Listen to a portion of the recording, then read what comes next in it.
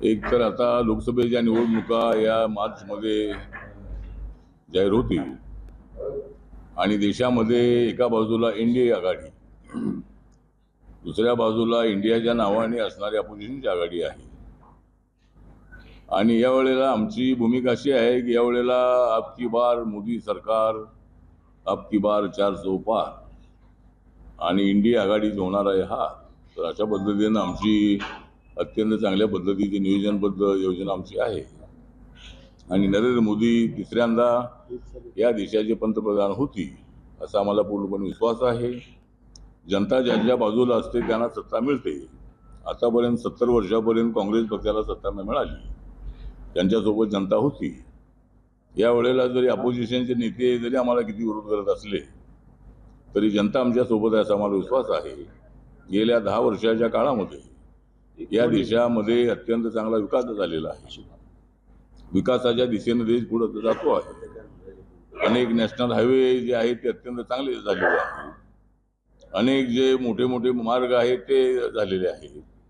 जनधन योजना आहे, उज्ज्वला योजना आहे, आवास योजना आहे, आयुष्मान भारत योजना आहे, मुद्रा योजना आहे, स्टार्टअप इंडिया आहे, मेक इन इंडिया आहे, MSME आहे, खादी ग्रामोद्योग आहे, मागासवर्गीय डेव्हलपमेंट कॉर्पोरेशन आहे, आदिवासी डेव्हलपमेंट कॉर्पोरेशन आहे. अशा अनेक माध्यमातून लोकांचा विकास करण्याचा प्रयत्न आपल्या सरकारचा आहे. आणि त्यामुळं आमचं जे सरकार आहे हे जनतेसाठी काम करणारं सरकार आहे. आमचं सरकार भ्रष्टाचाराला कठोर विरोध करणारं सरकार आहे. भ्रष्टाचार करणारा किती मोठा असला तरी कायद्यापेक्षा कोणी मोठा नाही. आणि त्यामुळं या ठिकाणी मोठ्या प्रमाणामध्ये आमच्या बाजूला जनता आहे. आपण पाहिलेलं आहे की मध्यंतरी छत्तीसगड, मध्य प्रदेश आणि राजस्थान या 3 राज्यामध्ये BJPचं सरकार येणार की नाही अशा पद्धतीचा प्रश्न होता. पण त्या ठिकाणी तिन्ही ठिकाणी BJPचं NDAचं सरकार त्या ठिकाणी आलेलं आहे. आणि त्यामुळे आम्हाला विश्वास आहे जनता आमच्या बाजूला आहे. आणि जनता आमच्या बाजूला असल्यामुळं आम्हाला कुणाची भीती अजिबात नाही.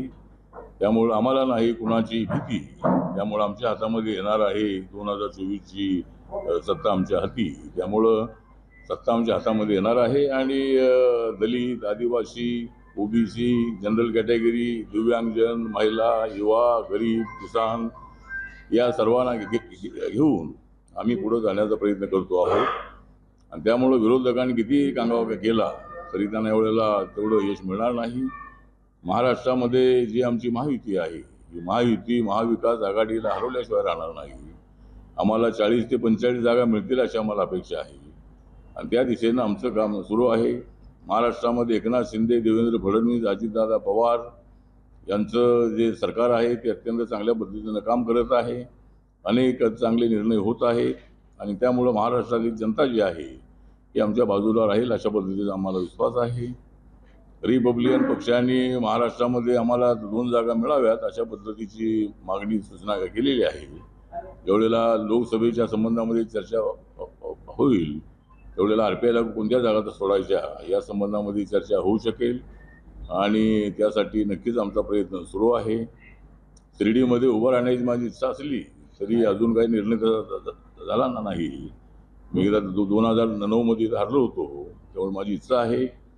पण या ठिकाणी सदाशिव लोखंडे आमचे मित्रच आहेत. एकनाथ शिंदे यांच्यासोबत ते आलेले आहेत. ते सिटिंग खासदार आहेत. त्यामुळं चर्चेअंती त्या संबंधात निर्णय होऊ शकेल. त्यामुळं माझी राज्यसभा जी आहे 2026 पर्यंत आहे. त्यामुळं मला जर संधी मिळाली तर मी त्यासाठी उत्सुक आहे. एवढीच भूमिका या ठिकाणी मी मांडतो. आणि रिपब्लिकन पार्टी ऑफ इंडिया जो आहे हा पक्ष देशभरामध्ये वाढवण्याचा आमचा प्रयत्न सुरू आहे. नागालँडमध्ये आमच्या पक्षाचे 2 आमदार निवडून आलेले आहेत. आसाममध्ये आता एक जवळजवळ संविधान सन्मान रॅली नावाचा एक कार्यक्रम 28 फेब्रुवारीला आयोजित करण्यात आलेला आहे आसाममध्ये. आणि त्या ठिकाणी हिमंता बिस्व शर्माजी जे आहेत ते तिथले मुख्यमंत्री त्या कार्यक्रमाच्या उद्घाटनाला येणार आहेत. अनेक ठिकाणी आमचे कार्यक्रम होणार आहे. त्यामुळे देशभरामध्ये पक्ष वाढवण्याचा प्रयत्न मी केलेला आहे. बाबासाहेबांचा पक्ष चालवणं हीच माझी भूमिका आहे. आणि ज्या ज्या ठिकाणी मी जातो त्या ठिकाणी माझा निळा झेंडा घेऊन माझ्या पक्षाची अस्मिता, माझ्या पक्षाचं अस्तित्व हे टिकवून मी त्या ठिकाणी आलायन केलेले आहेत. काँग्रेससोबत असतानाही मी 3 वेळेला लोकसभेमध्ये निवडून आलो होतो. त्यावेळेला मी कधीही त्यांचं सिम्बॉल घेतलं नव्हतं. मी माझ्या सिम्बॉलवरती निवडून आलो होतो. त्यामुळं अलायन्स जो आहे तो अलायन्स पार्टनर म्हणून आम्ही BJP सोबत आहोत, NDAमध्ये आम्ही आहोत. आणि रिपब्लिकन पार्टी ऑफ इंडियाचा एक खासदार नसतानाही मला नरेंद्र मोदी यांनी मंत्रिपदाची संधी दिलेली आहे. आणि देशभरामध्ये पक्ष वाढवण्याचा प्रयत्न देशभरामधल्या दलित, OBC, DNT, दिव्यांगजन, ट्रान्सजेंडर, अनाथ अशा सगळ्या लोकांना न्याय देण्यासाठी आमच्या मंत्रालयाचा प्रयत्न सुरू आहे. आणि त्या दृष्टिकोनातून आम्ही पुढे चाललेलो आहोत. 2024ला तुम्ही इच्छुक असल्याचं अनेक वेळा माध्यमातून सांगितलं, शिर्डीतून इच्छुक आहे. या संदर्भात भाजपच्या वरिष्ठ नेतृत्वाशी तुमची काही चर्चा झाली आहे का? नाही, चर्चा अजून काही झालेली नाही आहे. पण तसे आदरणीय राधाकृष्ण विखे पाटील, मधुकरराव पिचड यांच्यासोबत पूर्वी चर्चा झालेली होती. आणि एकनाथ शिंदे येण्याच्या अगोदर या ठिकाणी आमची चर्चा झाली होती. पण आता थोडी टेक्निकल अडचण आहे. चर्चेअंती त्याच्यातून मार्ग कसा काढायचा त्या संबंधामध्ये वरिष्ठ निर्णय घेतील. त्यासाठी जर मला संधी मिळाली तर मी उत्सुक आहे. एवढीच माझी भूमिका आहे. जागा वाटपात ही जागा भाजपच्या कोट्यात जाण्याची शक्यता सध्या आहे. त्या दृष्टीनं तुमची काही तयारी आहे का? आता भाजपच्या कोट्यामध्ये गेली तर त्या ठिकाणी मी उमेदवार असू शकतो. म्हणजे भाजपबरोबर मी देवेंद्र फडणवीस यांच्याशी बोललेलो आहे. आणि आता जागा वाटप होत असताना या 13 ज्या सिटिंग जागा माननीय एकनाथ शिंदे यांच्यासोबत आलेले खासदार आहे त्यांचा क्लेम त्या ठिकाणी असू शकतो. पण त्याच्यातून मार्ग जर निघाला तर त्यासाठी माझा प्रयत्न आहे. भाजपच्या एका आमदारानं आज पोलीस ठाण्यातच गोळीबार केला, ती घटना समोर आली. कसं पाहता या घटनेकडे तुम्ही? एक आमदाराने असं वागणं? मला वाटतं की आता एक तर काय जमिनीच्या वादातून उल्हासनगरमध्ये आपले गणपत गायकवाड नावाचे आमदार आपले कल्याणचे BJPचे आहे. आणि एकनाथ शिंदे यांच्या ग्रुपचे गणेश गायकवाड ते गायकवाड आहे. तर त्यामध्ये काय जमिनीचा वाद होता. आणि त्या वादातून जे काय झालेलं आहे ते काय बरोबर नाही आहे. आमदारांनी गोळीबार करणं आणि ते पोलीस स्टेशनमध्ये ही घटना गंभीरच आहे. त्याची पोलीस चौकशी करतील आणि जे कायदेशीर कारवाई ती त्यामध्ये होईल. राज्यातील राजकारणाच्या हालचाली जर बघितल्या तर प्रकाश आंबेडकर म्हणजे वंचितला जवळ करण्यासाठी अनेक पक्ष सरसावलेले नाही तर वंचित आघाडी जी आहे, बहुजन वंचित आघाडी, प्रकाश आंबेडकर आमचे आदरणीय नेते आहेत, बाबासाहेबांचे नातू आहेत, आमच्यासाठी ते ज्येष्ठ नेते आहेत. आणि त्यांची ताकद महाराष्ट्रामध्ये आहे. महाराष्ट्रामध्ये माझा पक्षाची ताकद आहे, त्यांची ताकद आहे. तर आता ते आघाडीमध्ये जाण्यासाठी उत्सुक आहेत की नाही मला माहीत नाही आहे. पण त्यांनी अनेक वेळेला सांगितलं की मी काँग्रेस राष्ट्रवादीसोबत जाणार नाही, मी शिवसेनेसोबत आहे, उद्धव ठाकरे यांच्यासोबत ते आहे. त्यामुळं त्यांना आघाडीमध्ये घेतील का नाही सांगता येत नाही. आणि ते जातील की नाही ते सांगता येत नाही आहे. त्यामुळं काय करायचं असेल त्यांना, ज्या ठिकाणी जायचं असेल त्यांना तो अधिकार आहे. महाविकास आघाडीवर त्यांना घ्यायचं असेल तर त्यांना घ्यायला हरकत नाही. परंतु माननीय प्रकाश आंबेडकरांनी मांडलेला जो फॉर्म्युला आहे, 12 जागांचा जो फॉर्म्युला आहे, 4 पक्षांनी 12 जागा अशा 48 जागा वाटून घ्याव्या, तर त्यांचा प्रस्ताव तर चांगला आहे. त्याचा विचार महाविकास आघाडीने करावा. मात्र वंचित जर महाविकास आघाडीत गेली तर त्याचा महायुतीला किती फटका? महायुतीला फटका बसणार नाही. म्हणजे महायुतीचे जे मतदार आहेत ते आमच्यासोबत आहेतच आहे. जरी प्रकाश आंबेडकर जरी त्या महाविकास आघाडीमध्ये गेले तरी आम्हाला काही प्रकारची अडचण येणार नाही आहे. कारण त्यांची मतं जी आहेत ती त्यांची मतं त्यांना जरी मिळाली तरी आमच्याकडे निवडून येण्यासारखी मतं भरपूर आहे. त्यामुळं आणि माझा पक्ष जो आहे दलित मतं आहे, सगळीच दलित मतं त्यांच्यासोबत आहेत असं म्हणता येणार नाही आहे. त्यामुळे माझ्या पक्षासोबतही दलितांची मतं मोठ्या संख्येनं आहे. त्यामुळं ती मतं त्यांना मिळतील, आपल्या महायुतीला मिळतील आणि महायुतीला चांगलं यश मिळेल अशी आपली अपेक्षा आहे. मागच्या निवडणुकीमध्ये 2014 आणि 19 आपण पाहिलेलं आहे की रिपब्लिकन पक्ष त्यांच्यासोबत असल्यामुळं त्यांना चांगल्या जागा मिळाल्या होत्या. त्यामुळं मग जरी ते त्या आघाडीमध्ये गेले तरी नरेंद्र मोदी यांनी गेल्या 10 वर्षामध्ये केलेलं काम जे आहे, संविधान नवीन संसद भवनाला संविधान सदन हे नाव दिलेलं आहे. बाबासाहेबांची अनेक स्मारकाची कामं पूर्ण केलेली आहे. बाबासाहेब आंबेडकर शांत बसर बाबा अरे इकडे आतमध्ये काय आहे त्याला? साताऱ्याचे अशोक बापू हा? काय कोणाले हा. त्यांना हात नाही घ्या घ्या त्यांना घ्या बापू घ्या घ्या अशोक अशोक बापू या बापू यायचं त्याला जागा द्या उडा ना कोणतरी उडा ना बसा बसा बसा हे बंद करून घेते आता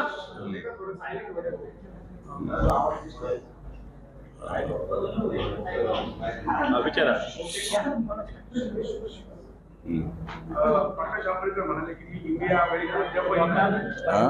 इंडिया आघाडीमध्ये नाही मी मानत नाही मी इंडिया आघाडीमध्ये आहे मी सध्या फक्त शिवसेना ठाकरे गट आणि राष्ट्रवादी सोबत आहे कारण काँग्रेसकडून तसं बघितलं तर सन्मानाने अजूनपर्यंत प्रकाश आंबेडकरांना बोलवलं नाही, बोलवलं नाही म्हणजे आता एकतर काय करायचं त्यांना प्रकाश आंबेडकरांना महाविकास आघाडीमध्ये घ्यायचं की नाही तो निर्णय काँग्रेस राष्ट्रवादी काँग्रेस यांनी घ्यायचा आहे आणि उद्धव ठाकरे यांनी त्यासाठी प्रयत्न करायचा आहे. एकतर प्रकाश आंबेडकर हेच म्हणतात की मी शिवसेनेसोबत आहे उद्धव ठाकरेंसोबत आहे तर ती एक टेक्निकल अडचण त्या ठिकाणी आहे. त्यामुळं जोपर्यंत ते काँग्रेस आणि राष्ट्रवादीला पाठिंबा देणार नाही तोपर्यंत ते त्यांना त्यामध्ये घेतील असं वाटत नाही आहे. त्यामुळं प्रकाश आंबेडकर हे मला वाटतं की स्वबळावर लढतील अशी असं वातावरण दिसतंय. काँग्रेसच्या भूमिकेबद्दल प्रकाश आंबेडकर समाधानी नाहीये. तुम्ही देखील काँग्रेसमध्ये होता, तुमचा काय अनुभव काँग्रेससोबत आहे? माझा काँग्रेससोबत अनुभव मी ज्यांच्यासोबत असतो त्यांच्याबरोबर माझा अनुभव तर चांगला आहे. मी आता काँग्रेससोबत होतो. मला 3 वेळेला खासदार म्हणून निवडून आणण्यामध्ये काँग्रेसचा राष्ट्रवादी काँग्रेसचा मोठा वाटा आहे. त्यामुळं माझे संबंध त्यांच्याशी चांगले होते. पण मला ते शिर्डीमध्ये हरवण्यात आलं. मला UPA फर्स्टमध्ये मला मंत्रिपद दिलं नाही. मी पंढरपूरला निवडून आलो असताना आणि एकूणच कार्यकर्त्यांमध्ये थोडी नाराजी होती आणि ज्यावेळेला मी बाळासाहेब ठाकरे यांना 2011मध्ये भेटलो होतो. त्यावेळेला त्यांना वाढदिवसाच्या निमित्तानं शुभेच्छा देण्यासाठी गेल्यानंतर बाळासाहेबांनी माझ्यासमोर हा प्रस्ताव ठेवला की शिवशक्ती भीमशक्ती एकत्र आली पाहिजे. आणि त्यानंतर मी जवळजवळ 8-9 महिने महाराष्ट्रातले जे आंबेडकरी विचारवंत आहेत, प्राध्यापक आहेत, डॉक्टर्स आहेत, पत्रकार आहेत, नेते आहेत, कार्यकर्ते आहेत माझे त्यांच्यासोबत चर्चा केली आणि मला सर्वांनीच पॉझिटिव्ह अशा पद्धतीची रिस्पॉन्स दिला आणि त्यामुळं मी पुढचं पाऊल उचललं. त्यामुळं मी नरेंद्र मोदींच्या सोबत आल्यानंतर किंवा BJP सोबत आल्यानंतर त्यांनी निर्णय अत्यंत चांगले घेतलेले आहेत. 26 नोव्हेंबरचा जो दिवस आहे तो देशभरामध्ये संविधान दिवस म्हणून पाळला जातोय. काँग्रेसच्या कधी लक्षात आलं नव्हतं. काँग्रेसने कधी बाबासाहेबांचा ते संविधानाचे शिल्पकार असतानाही त्यांनी कधी बाबासाहेबांचा फोटो सेंट्रल हॉलमध्ये लावला नव्हता. बाबासाहेबांना भारतरत्न दिला नव्हता. तो BP सिंगांच्या काळामध्ये देण्यात आला. त्यामुळे तो काँग्रेस पक्षाला इजीचं सत्ता मिळत होती. त्यामुळं त्यांचं काय इकडं फारसं लक्ष नव्हतं. आणि अलीकडे काहीतरी सुधींद्र कुलकर्णी नावाचे विचारवंत आहे. त्यांनी एक चुकीची भूमिका मांडलेली आहे की बाबासाहेब आंबेडकरांच्या पेक्षा संविधानामध्ये नेहरूंचा जास्त वाटा आहे. तर आमचं म्हणणं असं आहे की नेहरूंचा वाटा नाही असं आमचं म्हणणं नाही आहे. नेहरूंचाही वाटा आहे, राजेंद्र प्रसाद यांचाही वाटा आहे. त्यामध्ये जे संविधान सभेमध्ये सगळे खासदार होते हे बंद कर रे बाबा बंद कर की तर त्यांचा वाटा आहे. परंतु संविधानाचं नाव घेतलं की बाबासाहेब आंबेडकरांचं नाव पुढे येतं आणि आपल्याला माहीत आहे की सुप्रीम कोर्टामध्ये बाबासाहेबांचा स्टॅच्यू लावण्यात आलेला आहे आणि कायद्याशी आणि संविधानाशी बाबासाहेबांचा होता संबंध होता. चंद्रचूड जे त्या ठिकाणचे मुख्य न्यायाधीश आहे, चीफ जस्टिस आहेत, त्यांना मी मध्यंतरी भेटून आलो. मी 25 तारखेला त्यांना भेटलो. मी तिथं जाऊन पुतळ्याला भेट दिली, पुष्पहार अर्पण केला. तर अशा पद्धतीनं काँग्रेस पक्ष जो आहे नेहरूंचं योगदान आहे बाकीच्या कामामध्ये आहे ते सांगा. संविधानामध्ये बाबासाहेबांच्या पेक्षा जास्त योगदान होतं असं म्हणणं हास्यास्पद आहे. त्यामुळं काँग्रेस पक्ष जो आहे तो बाबासाहेब आंबेडकरांच्या बद्दल फार चांगला विचार करत नव्हता. त्यांनी बाबासाहेबांना 1952च्या निवडणुकीमध्ये काँग्रेस हरवलं होतं.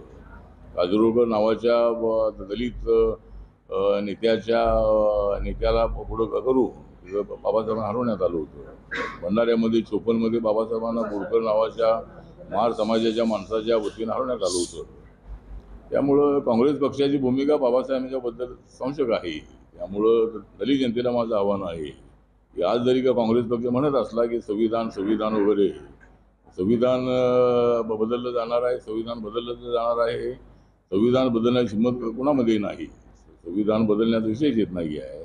संविधानामध्ये तर पार्लमेंटलाच अधिकार देण्यात आलेले आहे की तुम्हाला एखादा कायदा नवीन करायचा असेल, त्याचा महिलांचा जो रिझर्वेशनचा कायदा झाला, असे अनेक कायदे नवीन झालेले आहेत. जुन्या कायद्यांमध्ये अमेंडमेंट झालेले आहे, तो अधिकार पार्लमेंटला आहे. त्यामुळं संविधान बदलणार आहे ती फक्त अफवा आहे. दलित समाजामध्ये संभ्रम निर्माण करण्याचा प्रयत्न आहे. आणि मी दलित समाजाला मी एवढंच सांगू इच्छितो की संविधानाला अजिबात हात लागणार नाही. संविधानाला हात लागला तरी मी माझं मंत्रिपद सोडून देईन. मी माझ्या मंत्रिपद जे आहे ते माझं संविधानासाठी मंत्रिपद आहे, बाबासाहेबांच्या मिशनसाठी माझं मंत्रिपद आहे. त्यामुळं संविधानाला अजिबात हात लागणार नाही असा मला विश्वास आहे. आणि जर अशी कधी वेळ आली तर मी माझ्या मंत्रिपदाचा राजीनामा दिल्याशिवाय राहणार नाही. लालकृष्ण अडवाणींना आज भारतरत्न पुरस्कार द्यायचा. लालकृष्ण अडवाणींना आज भारतरत्न पुरस्कार द्यायचा. अडवाणींना आज भारतरत्न पुरस्कार जाहीर झाला, कसं पाहताय? हां, तर आता अडवाणींना भारतरत्न पुरस्कार देण्यात आलेला आहे. आता अडवाणींचं जे योगदान आहे ते BJPमध्ये मोठ्या प्रमाणामध्ये आहे. BJPला अटलजीच्या काळामध्ये सत्तेमध्ये आणण्यामध्ये अटलजीचा वाटा आणि अडवाणींचा वाटा होता आणि ते सिनियर असणारे नेते आहे. त्यामुळे त्यांना भारतरत्न देण्याचा निर्णय झालेला आहे. तिकडे बिहारमध्ये कर्पूरी ठाकूर जे होते, तिथले मुख्यमंत्री होते, सोशलिस्ट नेते होते, त्यांना भारतरत्न देण्यात आलेला आहे. त्यामुळं अडवाणींना दिलेलं आहे, ठीक आहे, चांगली गोष्ट आहे. स्वातंत्र्यवीर सावरकरांना भारतरत्न द्यावं ही मागणी अनेक वर्षापासून इतकी पूर्ण होताना दिसत नाही. ते अनेकांची मागणी आहे, अनेकांची मागणी आहे. आमचा बरेच असं आहे की आपले महात्मा फुले आणि अण्णाभाऊ साठे यांनाही मिळावं अशी लोकांची मागणी आहे. आणि ते मी मोदी साहेबांच्या कानावर घालणार आहे.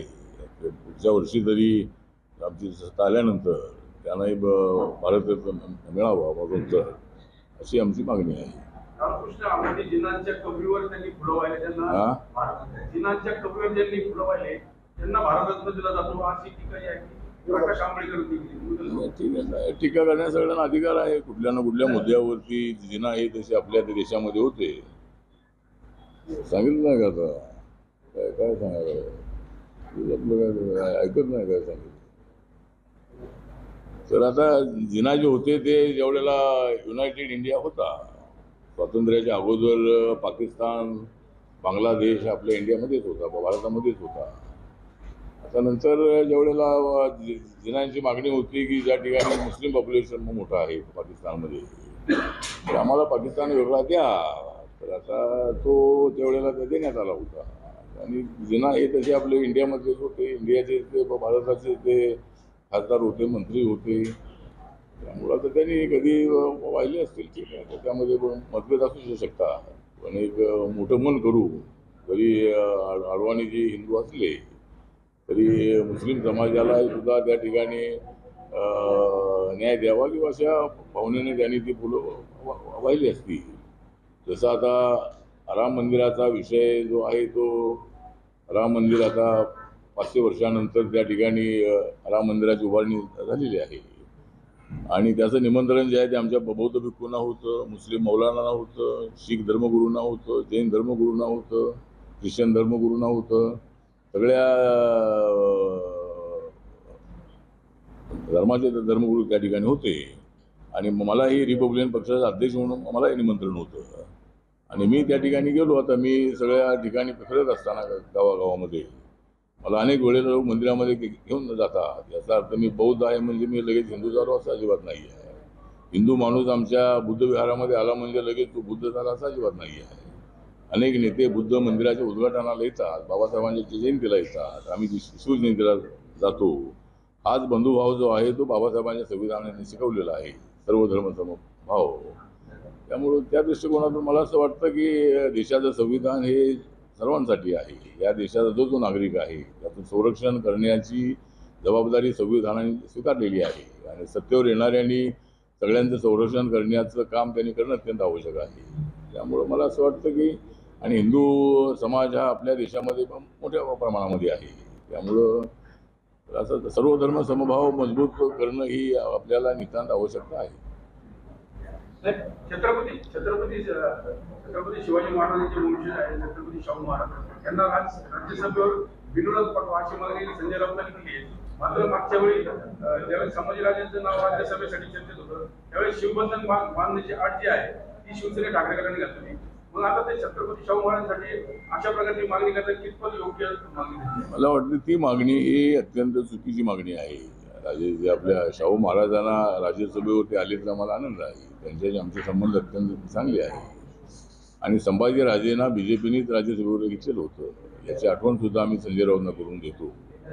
आणि जर तुम्हाला शाहू महाराजांना घ्यायचं असेल तर तुमच्या वतीनं घ्या, पण तुमच्यामध्ये तेवढी ताकद नाही आहे, एवढे आमदार तुमच्याकडे अजिबात नाही आहे. त्यामुळं तुम्ही काही ते करू शकत नाही. पण नक्की पुढच्या वेळेला असा काही विचार बीजेपी करू शकेल. मी बीजेपीच्या वरिष्ठ नेत्यांच्या कानावर नक्की ही गोष्ट घालेन आणि शाहू महाराजांना जर त्याची संधी मिळाली तर चांगली गोष्ट आहे. एकनाथ शिंदे आधी सत्तेत आले त्या पाठोपाठ आता अजित पवार सुद्धा महायुतीत सहभागी झाले. त्यामुळे कुठेतरी आता जागा वाटपाचा प्रश्न महायुतीत मोठ्या प्रमाणात सुरू आहे. मला असं वाटतं की जसं महाविकास आघाडीमध्ये अनेक अडचणी आहेत तशा आमच्या महायुतीमध्ये तेवढ्या अडचणी येणार नाही आहे आणि जागा वाटपची अत्यंत सनदशीर मार्गाने त्या ठिकाणी होणार आहे आणि अंडरस्टँडिंगही होणार आहे. त्यामुळे आमच्यामध्ये काय अनेक जागांवर काय फारसा वाद होईल असं मला वाटत नाही आहे. त्यामुळं आम्ही सामोपचाराने सगळ्या जागा वाटपाचा निर्णय घेणार आहोत आणि जागा वाटपामध्ये कसली अडचण येणार नाही. मराठा आरक्षणावरून एकीकडे ओबीसी समाज दुसरीकडे मराठा समाज एका समोर एक उभे राहिले. शासनाने जे नाव केलं त्या विरोधात ओबीसी अलगार सभा देखील नगरमध्ये पार पडते. हे समाज एकमेकांसमोर आता आरक्षणामुळे उभे टाकले. कसं ही विषयता कसं बघतो तुम्ही? एकतर मराठा समाजाचं जे आरक्षण आहे ते मराठा समाजाचं आरक्षण हे सगळ्या मराठ्यांना असं नाही आहे. ज्या मराठा समाजातल्या कुटुंबांचं उत्पादन 8 लाखाच्या आतमध्ये आहे अशाच कुटुंबांना फायदा मिळणार आहे. ओबीसीचं 27% आरक्षण ही त्या धर्तीवरतीच आहे. क्रिमिनलची पद्धत त्या ठिकाणी लावण्यात आलेली आहे आणि ज्यांचं उत्पादन 8 लाखाच्या आतमध्येच आहे त्यांनाच ते आरक्षण मिळते, सगळ्या ओबीसींना मिळत नाही आहे. त्यामुळं आता हे जे आरक्षण आहे ते 50 लाख नोंदी ज्या कुणबी म्हणून ज्या आढळल्या तर आता मनोज जरांगे पाटील यांची मागणी होती की त्यांच्या सगळ्या चोरांना ते मिळालं पाहिजे. जर ते कुणबी आहे तर त्यांचे त्या नातेवाईक कुणबी असतील तर तो निर्णय माननीय एकनाथ शिंदे यांच्या सरकारने घेतलेला आहे की त्यांच्या सगळ्या चोऱ्यांनाही ते देणार अशा पद्धती त्यांची भूमिका आहे. पण त्यामुळे ओबीसीमध्ये नाराजी आहे. ओबीसी समाजाचं म्हणणंच हे आहे की आम्ही 52% आहोत. आता नक्की किती आहोत हे सेन्सरशिवाय कळणार नाही आहे. पण कालेलकर कमिशननी जो पूर्वी अभ्यास केलेला होता त्या अभ्यासाअंती देशामध्ये 52% ओबीसी असावे किंवा ते असतील अशा पद्धतीचा अंदाज त्यांचा होता आणि त्यामुळं ओबीसींना ज्या वेळेला आरक्षण देण्याची वेळ आली व्ही पी सिंग यांच्या काळामध्ये ज्या वेळेला निर्णय झाला त्यावेळेला 50%च्या पुढं जाता येत नाही सुप्रीम कोर्टाच्या आधीच्या प्रमाणे. त्यामुळे त्यांना 27% वरती थांबावं लागलेलं आहे. त्यामुळे आता माझ्या मंत्रालयाकडे एक विषय आहे की आम्ही रोहिणी कमिशनला नेमलं होतं आणि जे 27% मध्ये जे ओबीसी आहे त्याच्यामध्ये भटकी विमुक्तता आहे आणि भटकी विमुक्तांचा जो रिपोर्ट आहे बाळकृष्ण रेणके कमिशन आणि विधाते कमिशन नंतर विधाते त्याचे चेअरमन झाले होते तो रिपोर्ट आमच्या मंत्रालयाकडे आलेला आहे आणि त्या रिपोर्टप्रमाणे रोहिणी कमिटी नेमण्यात आलेली आहे आणि त्यांचं म्हणणं DNTचं असं आहे की आम्हाला वेगळं आरक्षण द्या. त्याचा अभ्यास करण्यासाठी समिती नेमलेली होती आणि त्याचा रिपोर्ट हा राष्ट्रपतींकडे सादर करण्यात आलेला आहे. तर आता त्यांचा रिपोर्ट आल्यानंतर त्यामध्ये कॅटेगरायझेशन करण्याच्या संबंधामध्ये आमचं मंत्रालय विचार करतंय. त्यामध्ये 2 किंवा 3 भाग करू. त्यांना आरक्षण दिलं तर त्या सगळ्या जातींना त्याचा फायदा होऊ शकेल. आणि तामिळनाडूमध्ये जवळजवळ 69% आरक्षण आहे. मी माननीय मुख्यमंत्र्यांना सांगितलेलं आहे की तामिळनाडूमध्ये 69% आरक्षण आहे. त्यामध्ये ओबीसीचं आरक्षण 30% आणि 20% असे 2 ग्रुप त्याच्यामध्ये आहे आणि 18% शेड्यूल कास्ट आणि 1% शेड्यूल ट्राईब असं आरक्षण आहे.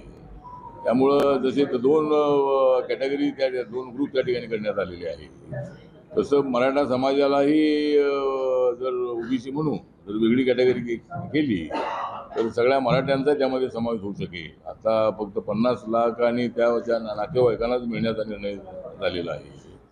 तर तसा विचार होऊ शकेल, पण आता त्यांच्या नातेवाईकांना मिळाल्यामुळं मनोज जरांगे पाटील यांचं आंदोलन त्यांनी थांबवलेलं आहे आणि सरकारने पॉझिटिव्ह भूमिका घेतलेली आहे.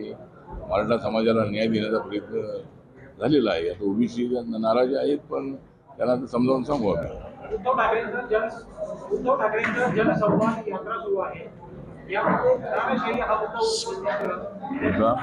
घराणेशाही हे शास्त्र आहे.